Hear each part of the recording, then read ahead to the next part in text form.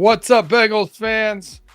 Welcome to another edition of Strange Love on the Running Through the Jungle channel here on the Fans First Sports Network. I'm your host, Brandon Harriet, with your host, Tim Lyons, and our special guest from the Steel Curtain Network, Mr. Kevin Tate. Tate Boy Fresh, what's going on, Tate? How you doing?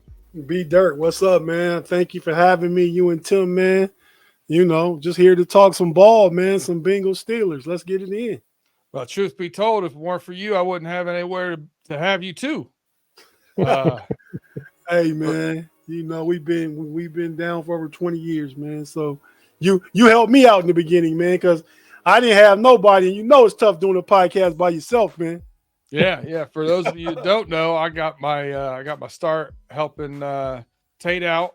I got a guest appearance on the Know It Alls podcast, and then I started helping him out with doing an AFC North roundtable. So a lot of fun, man. We're still doing a version of that show called The Homies on Friday nights, 8:00, and the Homies Overtime, where we get outside the box a little bit. We'll talk a little bit more.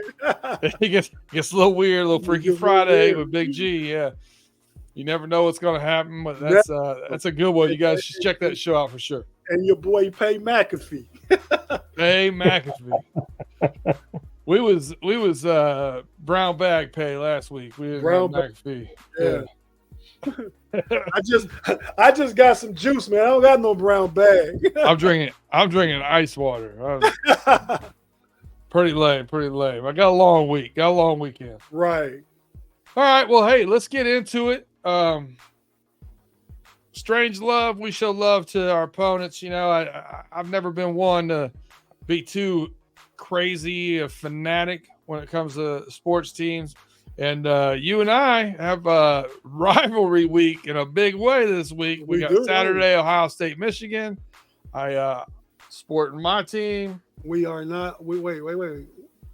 We are not for. Oh yeah, you're definitely not. We are not for everyone. For those of you listening on podcast, thank you. And I'm wearing a shirt that says "We are not for everyone" with a Michigan Wolverine on. But yeah, it's a big weekend there. And then we fly into Sunday with the Steelers and the Bengals. So not exactly the matchup that we thought we were going to have with the Steelers and Bengals. But the first question I want to ask you is, no Matt Canada, eh? Was it the Canadian thing? No Canada. No more Canada, eh? Right. Yeah, I'm sure you've been asked that a lot and been talking about a lot. Probably don't want to give it. I just got done on the Pump Your Brakes podcast right before coming here on the Steel Curtain Network, and of course that was the big topic of the show. The secondary topic was about Kenny Pickett, but we'll get in that. Canada being gone, man. And like Coach Tomlin said in the press conference the other day, we're in a results and production oriented business, and the Steelers' offense since Big Ben's last year hasn't been producing the results. And they asked Coach Tomlin, "What do you want to see out the offense? Like, is there any kind of style or any kind of identity?" He said, "I want to see points. That's simple. I want to see points. You know, you need points to win games." So Canada wasn't getting that done. I mean, I wasn't blaming him 100% because I see some of the throws Kenny Pickett is not making where he misses receivers and not reading the field. So I can't put it all on Canada. But you're going to get rid of the offensive coordinator before you get rid of your first-round quarterback. And try to get him some kind of support first before you turn the page on him. I get that. And keep in mind, the Steelers hadn't released a coordinator since 1941. During season, yeah. During season. Yeah. They were the Steagles then. Not even the Steelers.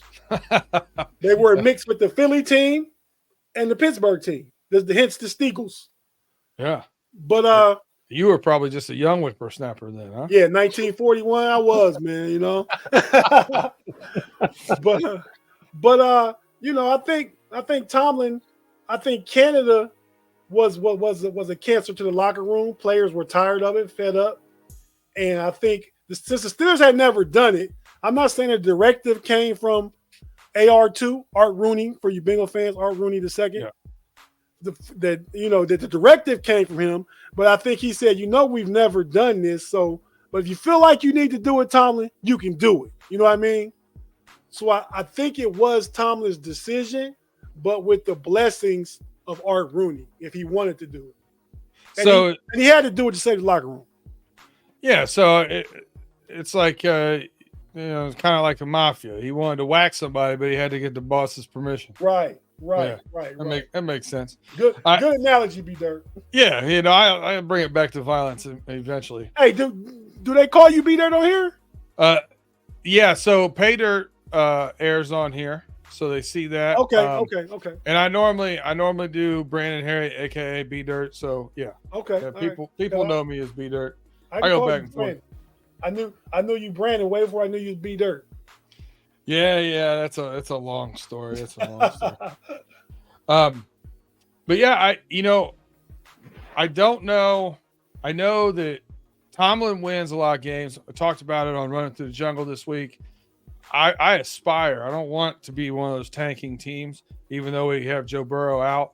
I aspire to have that longevity of being above 500, just like Tomlin's been able to do his entire career.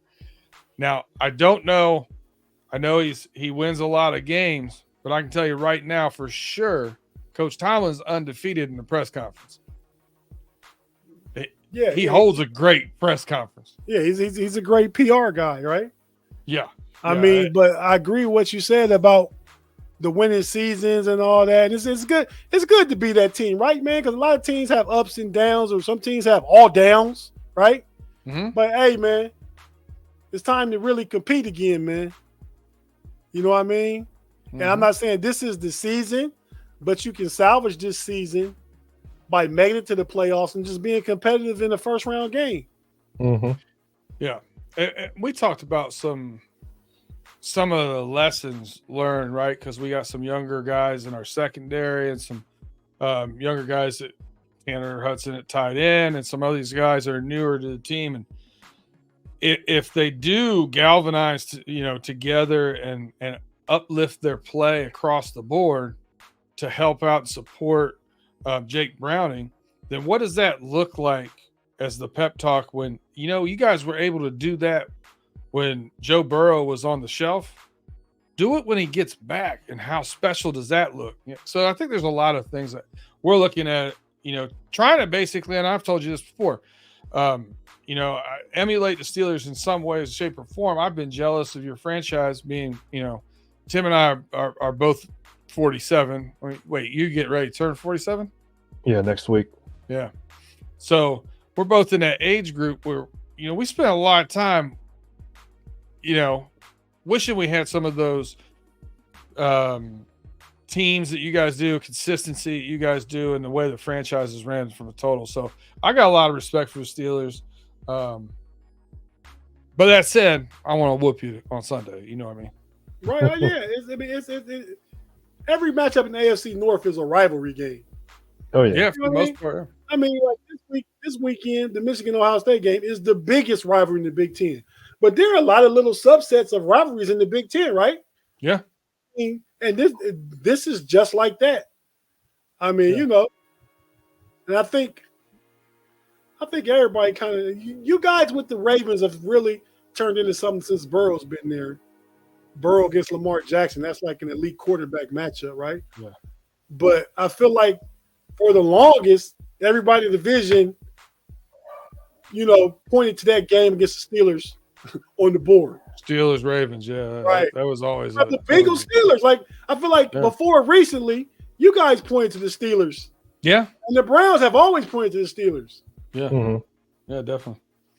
Well, what do you feel like the Steelers need to do to kind of bounce back from their offensive woes they've been having of recent? Well, man, we just promoted. Canada's out.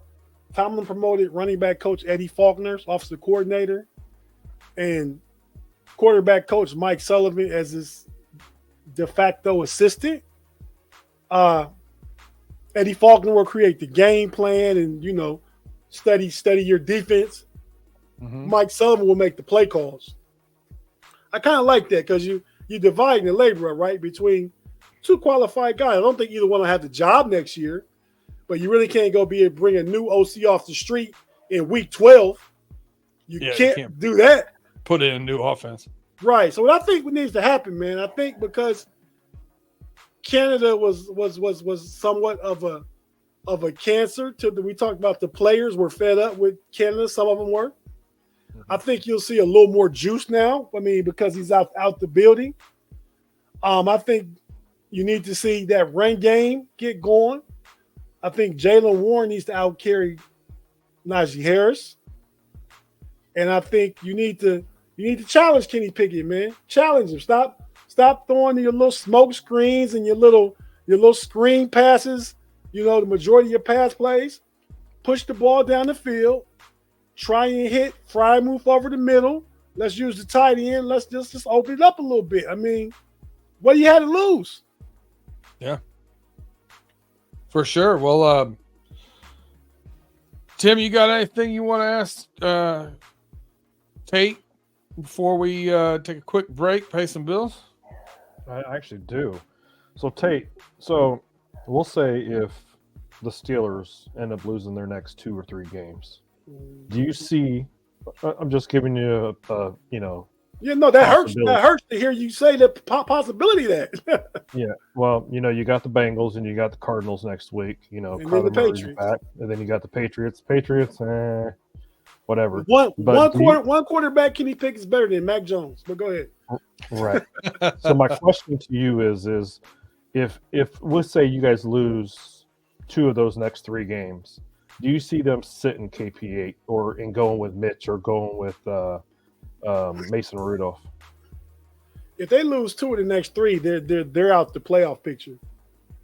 So right. I don't see any benefit. I mean, if you're trying to win, I can see we need to make a change. Like if they win 2 out the next 3 and look bad, maybe you go with one of those guys. But if you lose 2 out the next 3 and you're out, you let Kenny just keep going, man. I mean, it's experience, it's reps.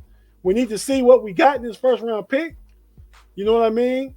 I think it's his job for the next 7 games, unless, like I said, they win ugly. Yeah, win ugly, and we're like, well, we still got a chance. We need to shake some up, see if we can still score some points. But if they look like they have the previous, and they won like I think 4 out the last 6 or something like that. If they look like they have in those 6.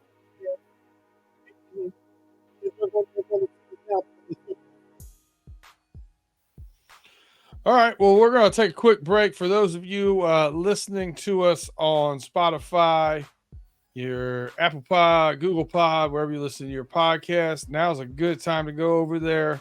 If you're not subscribed, subscribe, rate, review, share us with your friends.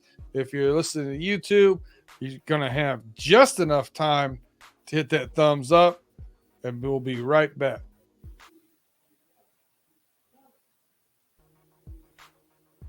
All right, welcome back to Strange Love. It's a Bengals crossover. We're here with Steelers correspondent from Steel Curtain Network, Kevin Tate, and my boy Tim Lyons. We are going to get into our breakdown in the concise way that we like to do it around here. Tate, biggest opportunities that you see, whether that's offense, defense, or special teams. You can give me 1 or 2 biggest opportunities that you see, and then we're going to do the biggest concerns that you have going into the game, and then we'll do the scoring prediction. Tim, you want to start us off? We haven't heard much from you. Let's go with the biggest opportunities for the Bengals against the Steelers coming up. This is a big time. It's a rivalry game. It's the Steelers and the Bengals. AFC North, we've got a lot of history against each other. Our biggest opportunity is to take advantage of their offense and stop Kenny Pickett and trying to soften their run game. Don't let them run the ball wild on us. I think that would be if we can get pressure on Kenny Pickett. and make him make those throws that he's been making all year long. Sorry, Tate. But, he hasn't been the most accurate quarterback. So I think that's when we can take the opportunity. And even with our defense wise, against him, interception, maybe get him to throw an interception or turn over the ball. I think that's what our biggest opportunity would be, especially, against Kenny Pickett. Like I said, the way he's been playing, he's not performing. I think the last couple of games I've seen, he's had under 100 yards every single game, over the last couple of games. So I think that's one of our biggest opportunities. All right, Kevin. Let's talk about your biggest opportunity for the Steelers against our beloved Bengals. Hey, man. Kenny Pickett threw for 104 last week, too. Boom. You got me by 4 yards. But since he's thrown one interception in like the last 6 games, so he's pedestrian, but he don't turn it over. Right. He'll take a sack, he'll throw it in the dirt, he'll do a lot of that stuff, but he won't throw an interception. But I think the biggest opportunity, man, is against your defense, because when I was watching you guys last week, Zay Flowers had his way with that rookie cornerback. What's his name? DJ Turner. DJ Turner had his way with him, and if the line can block it up, I feel like Kenny has a potential to be able to take some shots. I don't know if he hit him, but I mean, I'm ready to see the Steelers offense break out that 3 yards in the cloud of dust mindset and open this thing up a little bit. I mean, win or lose, you know what I mean? You got to go out there and take some shots. And I think from what I saw last week with DJ Turner against Zay Flowers, I think George Pickens or Deontay Johnson what side does Turner play on typically? We move around a lot. He move around a lot. Okay. Yeah. So he's been spelling Cheeto some, with Cheeto coming back from a knee injury. So it's kind of been moved a lot. It's not been one or the other. Okay. Well, no, I mean that's the opportunity that I like to see them try to take advantage of, because one, I think either one of those receivers from what I saw last week could potentially have a good day if the line blocks up and Kenny can make the throws. And we need to see what Kenny can do. So, like I said, go ahead and open it up and let's turn it loose. So, what would you consider a good game for Pickens against getting lined up against DJ Turner?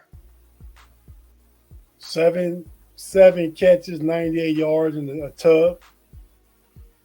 Because Flowers last week had 3 for 43. Okay. He had a defensive pass interference. One call back. He had a defensive pass interference that I also don't think was defensive pass interference. But the one in route, he got him completely turned around and he looked terrible. And I think he had a touchdown call back on the penalty too, right? No. Aguilar had a touchdown, but that penalty was against us. It counted. Okay. But he looked so bad on that one, and then he got a pass interference, a pretty big penalty on the other one. And Herb Street and those guys were saying that they didn't think it was pass interference, but they got it. We talk about this on the homies. We know Herb Street's a Bengals fan, but go ahead. Yeah, but I do think that's probably the worst I've seen DJ Turner look. He's looked really good so far this year for what I expected from him. My opportunities, I feel like, for the Bengals, you guys are a little dinged up at linebacker. Yeah. And have probably been the weakness in my mind has been your second corner now that Joey Porter Jr. Is playing. I think he's been doing a really good job, but moving Patrick Peterson in may help you out. But I still think if we get in that slot position, so I'm thinking the middle of the field, rather those are ends, crossing routes, getting that second level in the middle of the field. That's the reason why I actually picked, we pick game balls predictions every week. I actually picked Tanner Hudson because I think with the linebackers and the slot corner, I think we might be able to find some success in the middle of the field. So we'll go biggest concern. Biggest concern, Tim. What's your biggest concern for the Pittsburgh Steelers? My biggest, well, they got one of the greatest linebackers in the game right now, T.J. Watt. Of course, he's a damn concern. Come on, it's concern for every team. The way that our offensive line's been blocking, T.J. Watt should, probably have I'm gonna say he'll have at least 2 sacks on Sunday. But my concern on the Bengals side is us guarding against the tight end and their run game.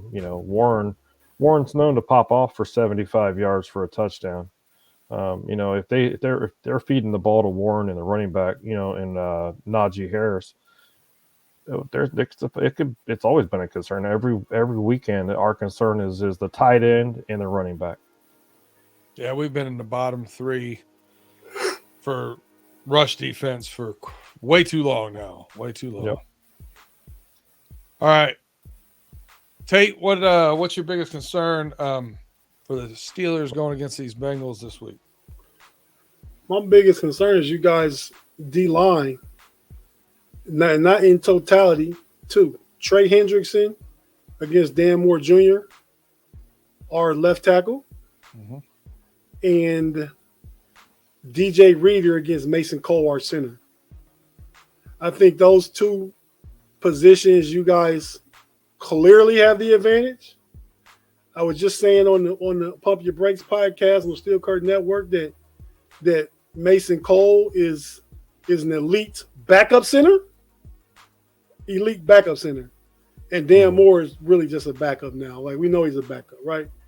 So he was getting beat. When he get that, Big G said he probably needs to move to guard.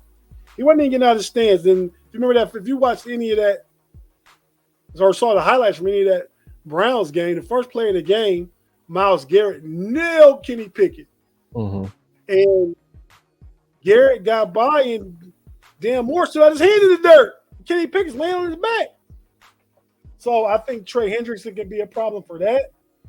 And Mason Cole, I feel like, is not strong enough to prevent DJ Reader from getting a big push up the middle and creating pressure that way. I would love to see some pressure up the middle. We haven't seen a whole lot of it. Biggest concern. Mason Cole could let you through for that. Biggest concern, I put 2 players down. And it's funny because we don't go over these notes before we do this, but my name's down here. We both said them. What's that? We both said them. He said T.J. Watt, and I said Jaylen Warren. T.J. Watt, Jaylen Warren. Right there. Jaylen Warren's got some juice, man. He does. He is right now what I was hoping to see glimpses of from Chase Brown this year. One of those guys that, he bounces off first tackle. He gets a couple yards every time. He does a really good job. And if he gets a crease, it's dangerous. Also catches the ball well out of the backfield. Tough player. I like him a lot. Going into the year, thought Najee Harris was going to have a little bit of a breakout year. And I don't know, man. Jaylen Warren seems to be that guy. And the best player on the field, and this was one of the things Tim and I debated on Running Through the Jungle. I recorded today Behind Enemy Lines with Jeff Hartman. And in the game, I picked the Steelers to beat the Bengals 17-13. Because when teams I think are pretty evenly matched, I go quarterback play next. No Joe Burrow, Kenny Pickett versus our backup. I have no idea. Coin toss to me. So then I went to who's the best player on the field. I said T.J. Watt. Tim argued it might be Jamar Chase. He definitely is on offense. I think T.J. Watt is one of the best defensive players. He's going to go down as a top 10 to 15 defensive player of all time in my mind.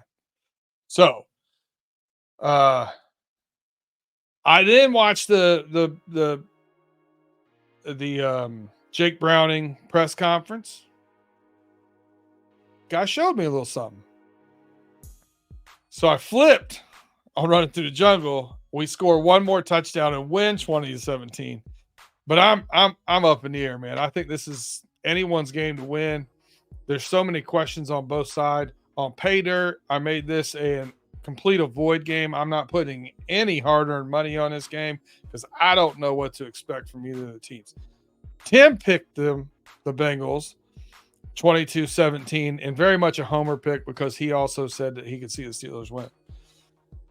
So the final prediction is all yours.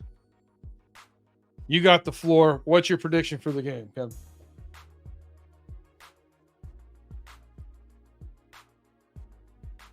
You're muted. I get fined for that on the homies. Hey, Big G made a fine sign. I don't know if you've seen it yet. No. Yeah, I'm sure it'll come out Friday. But hey, man, if Joe Burrow was playing, I'd be easy to pick the Bengals. I think Jake Browning is capable, probably just as capable as Kenny Pickett. I think this offensive coordinator firing Matt Canada out the building is going to give a little boost to the Steelers. Yep. And I think because of that, because they have something to prove now, I think they get a close win. I think they put up 3 touchdowns, 21 points. And I got the Steelers winning 21-17. And because for us, and I said on the Pump Your Brakes, this is a must win. Mm-hmm. This is a must win. I mean, you guys, yeah, you want to win. You're going to do everything you can do, but Joe Burrow's gone. Your guys like, what are we going to do? You know, so that's why we got to win this game. Yeah, we were a little deflated. The sense of urgency is obviously gone a little bit.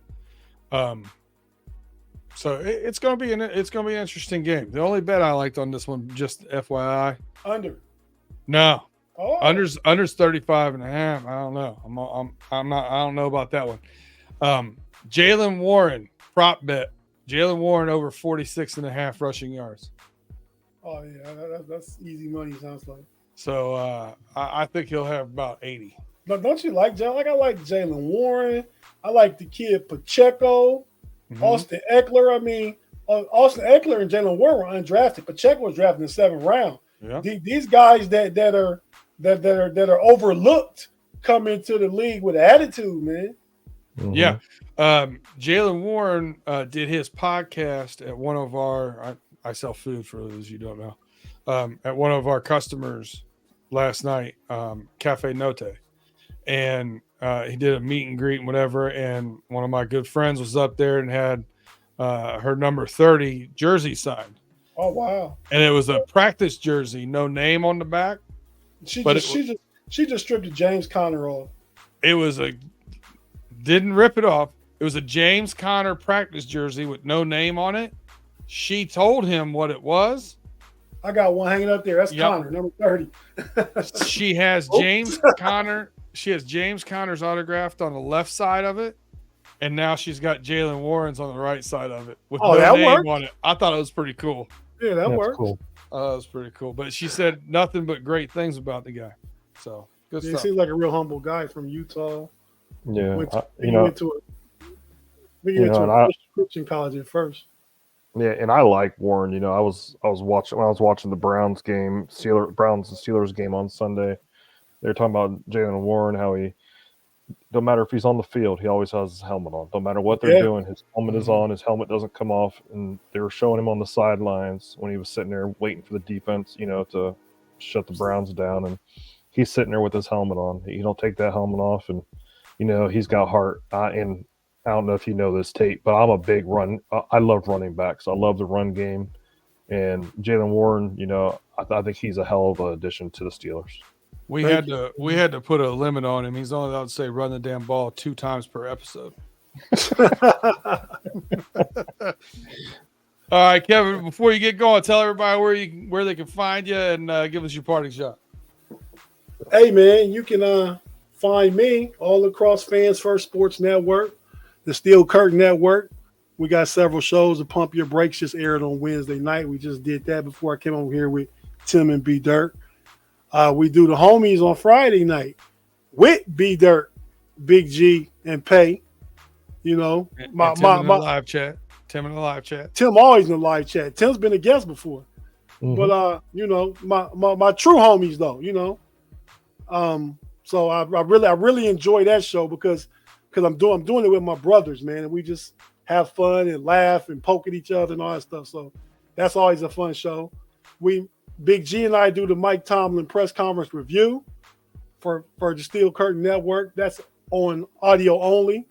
So if you're a Steeler fan, hear the recap of Mike Tomlin has to say after the game. Check us out. We also do the Cleveland Cavaliers, Cavalier podcast, the basketball NBA, Big G, myself, and my little fella, Relly Hall, who's really good. And last but not least, not to forget, what started it all for us was the Know It Alls podcast. And we're getting ready to transition to moving to Fans First Sports Network. So you can find me all those places. Check us out. And man, B Dirk, thanks for having me, man. It's an honor being on your show, man. You guys do good stuff for such a young show so far. Yeah, it's been a lot of fun. It's been a lot of fun. Tim, you got anything last parting shot before we get going? No, just want to say thank you, Tate, for being on the show. Thanks and again, thank you guys for letting me be on the show. Happy Thanksgiving. Hey, yeah, Tim, you always bring good energy to all the live chats you in, man. So if I don't tell you face to face, man, we appreciate you, man. You always make it fun. You always bring good knowledge, and you always keep Big G going, man. Oh yeah, poking the bear. Yeah, I struggle with what to call this crossover segment. You know, I always want to have something clever. I always want to be a little bit different than everybody. We did the whole strange love thing because I don't get too carried away. It takes two teams to play football. I don't know why people get so upset about it and fight at games and do all this other stuff. But this episode's hits a little bit different for me. It's right before Thanksgiving. And literally, I mean, two of my homies, Tate, like I said, I've known you for 20 years. I appreciate you. I thank you for everything you've done for me. And the friendship's always been there. Tim, going on 40 years now. So one of my old homies from way back when, man, used to ride our bikes over to each other's houses, jump on trains and ride them down, like just doing dumb stuff when we were kids. So I appreciate it. You know, thank you guys for having me on. I hope everybody enjoys their Thanksgiving. Remember, look at that glass half full. Be thankful for what you have and be thankful for people in your life. Till next week, Hoo day. Have a good one. Later.